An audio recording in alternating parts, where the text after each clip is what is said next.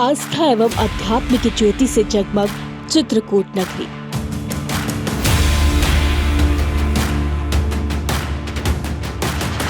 प्राकृतिक संरचना से अत्यंत लुभावनी है।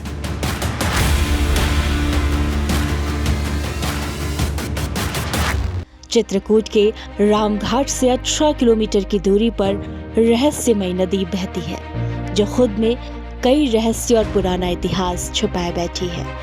गंगा गुप्त गोदावरी बसत जहां सुर सिद्ध, सेवा प्रेम प्रतीत सौ, प्रगट मिले नवनीत। पन्ना पहाड़ियों की श्रेणी में एक गुप्त गुफा है।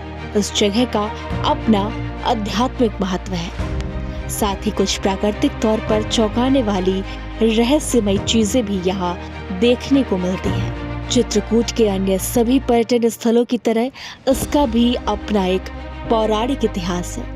गुप्त गोदावरी गुफाएं पर्यटकों के लिए सबसे आकर्षण का केंद्र है। पहाड़ों के बीच दो गुप्त गोदावरी गुफाएं हैं, जिसमें से एक गुफा बड़ी और दूसरी गुफा उससे छोटी लेकिन लंबी है। जब हमने बड़ी गुफा में प्रवेश किया तब हमें वहां बहुत ही खामोशी महसूस होने लगी। सेवक राहुल ने बताया कि भगवान विश्वकर्मा ने प्रभु श्री राम, लक्ष्मण और सीता मैया के लिए वनवास के समय रहने के लिए यहाँ पत्थरों का भवन बनवाया था। हमारे साथ इस मंदिर के सेवक राहुल जी जुड़ चुके हैं। राहुल जी, आपका हमारे चैनल में स्वागत है। क्या कुछ कहना चाहेंगे? देखिए, ये जो गुफाएं हैं ये 9.5 लाख वर्ष पुरानी गुफाएं।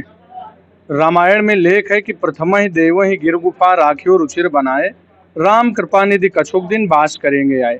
सभी देवी देवताओं को पहले से मालूम था कि भगवान राम को 14 साल का वनवास होगा और वो वनवास में चित्रकूट आएंगे। इसलिए विश्वकर्मा भगवान ने रुच कर इन गुफाओं का निर्माण कर दिया कि भगवान राम यहाँ पर आएंगे और कुछ दिन वनवास व्यतीत करेंगे। ये जो मंदिर देख रहे हैं राम दरबार है। अमर नांग किन्नर दिक्पाला, चित्रकूट आए ते ही काला। बताते हैं वनवास काल में भगवान श्री राम का संत ऋषि देवी देवताओं के साथ यहाँ पर दरबार लगता था। वेदों पर पुराणों पर चर्चाएं करते थे और राक्षसों को मारने की योजनाएं बनाते थे। ये गुप्त गोदावरी सीता कुंड है। यहाँ वनवास काल में माता सीता स्नान करती थी। ये गोदावरी का जल है, यही जल नासिक से आता है। गोदावरी जो अपने पिताजी के चोरी गुप्त रूप से विंध्याचल पर्वत को तोड़ते हुए राम जी के चरण धुलकर और भगवान राम के वरदान से यहीं पर गुप्त हो गई। यहीं उद्गम, यहीं गुप्त होने के कारण इस स्थान का नाम गुप्त गोदावरी पड़ गया। जैसे जैसे हमने गुफा के अंदर प्रवेश किया, पानी हमारे कमर तक आने लगा। हमें अपने अंदर एक अलग सा रोमांच महसूस होने लगा और डर तो मानो दूर भाग गया हो। पौराणिक कथा, महाकाव्य और रामायण में बताया गया है कि भगवान राम और लक्ष्मण 14 वर्ष के वनवास के दौरान कुछ समय सीता माँ के साथ इसी गुफा में रुके थे। कहा यह भी जाता है कि जहाँ से पानी निकलता है वह दानव मयंक का अवशेष है। पुरानी कथाओं में कहा जाता है कि जब माता सीता स्नान कर रही थी उस समय राक्षस ने सीता माता के कपड़े चुराने की कोशिश की थी। तब लक्ष्मण ने उसे मौत के घाट उतार दिया था। वर्तमान में इसे खटखटा चोर के नाम से लोग जानते हैं और लक्ष्मण जी ने उसे दानव के अवशेष को पहाड़ों में उल्टा टांग दिया। गुफा के बाहर निकलते ही हमें पंचमुखी शिवलिंग की मूर्ति दिखाई दी, जिसमें पवित्र त्रिमूर्ति ब्रह्मा, विष्णु और महेश साक्षात दिखे। अगर आप गुफा की कोई याद अपने साथ लेकर जाना चाहते हैं तो इसके लिए आपको स्मृति चिन्ह, हर्बल तेल, लकड़ी से बनी आकृतियां मिल जाएंगी। यहाँ बस स्टैंड से चित्रकूट लगभग 18 किलोमीटर तथा रेलवे स्टेशन 22 किलोमीटर की दूरी पर है। गुप्त गोदावरी से लगभग 5 किलोमीटर पर सती अनसुईया माँ का एक अद्भुत मंदिर है।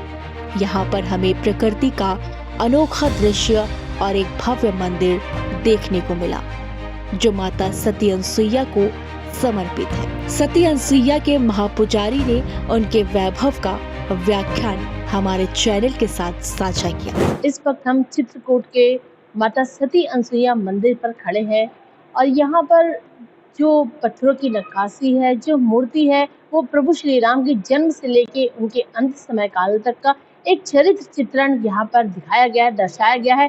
दूर दूर से श्रद्धालु इन मूर्तियों को देखने के लिए आते हैं। ऐसा लगता है कि ये मूर्तियां कुछ बोल देंगी। तो हमारे साथ इस सती अनसुईया मंदिर के बड़े पुजारी जी जुड़ चुके हैं। इस मंदिर का इतिहास, यहाँ के स्थान की प्रसिद्धता के बारे में जानते हैं। बड़े महाराज जी, आपका हमारे चैनल में स्वागत है। क्या कुछ कहना चाहेंगे इस मंदिर की विशेषता में? माता अनसुईया हैं जी सामने, इनके पति हैं, जी उन्हीं की सेवा पूजा की ही हैं। वो अकाल पड़ा था, जी जल कहीं नहीं था, जल मांगी नहीं, तो बोली अकाल पड़ा है, जल तो कहीं है नहीं। बोले जल नहीं लाओगे तो हम मर जाएंगे। माता नीचे देख के आए हैं, कमंडल लिए खड़ी हैं, जल नहीं मिला, तो हाथ जोड़ के भगवान से कहें हमें जल दो या तो हमारे प्राण लो। अब आकाशवाणी हुई, उनको तो वो गंगा आ रही हैं जो देवताओं को दुर्लभ हैं। ये माँ मंदाकिनी यहीं से हरहरा के बह चली है। और नारद जी आए और देखे, वो हाथ जोड़े और गए। ब्रह्मा विष्णु महेश की पत्नी बोलती हैं हम तीनों में कौन सबसे बड़ी पतिव्रता है? नारद जी बोले तुम तीन में एक क्यों नहीं हो?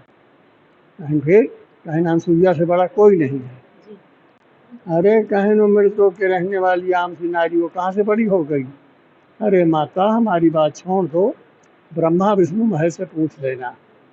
जब तीनों जन से पूछी तो तीनों जन बोले हाँ वो तुमसे बड़ी है।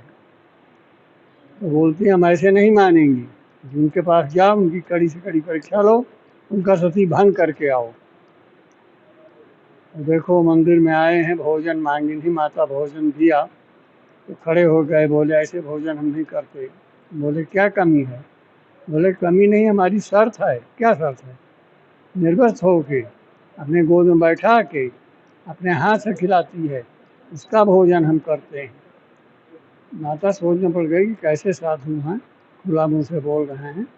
पति इनके गए थे तीर्थ में, उनके चरणों में ध्यान लगाया तो आकाशवाणी हुई कि अनसुईया ब्रह्मा विष्णु महेश हैं, तुम्हारी परीक्षा लेने आई हैं, इनकी पत्नी भेजी हैं, जैसे भोजन मांग वैसे करा दो। तुलसी की आरी में हमारे कमंडल में जल है, इनको पहले जल का छींटा मारो फिर भोजन कराओ। माता बोली भाई सुनो, हम पहले आपके ऊपर जल का छींटा मारेंगे। घबरा गए हैं कि अब तो पड़ गए हम अनसुईया के चक्कर में। ठीक है माता मान लो। फेंका जल तो 6 महीने के बच्चे जमीन में क्याँ क्याँ करके लौट गए। माता सब उतार के रख के थालियाँ झाड़ पोंछ के हाथ में भोजन लिया थाली से, मुँह के लगाया, लो खाओ, कितना खाओगे। लकड़ी का टूटा फूटा झूला बना के झूला दिया। नारद जी आए, हाथ जोड़े और भगे। बोले अभी अनसुईया बोलेगी नारद तुम इनको झुलाओ, हम साल भर झुलाएंगे। एक घर में 6 महीना बोल के आए थे, उनकी परीक्षा लेके वापस आने में 6 महीना लगेगा।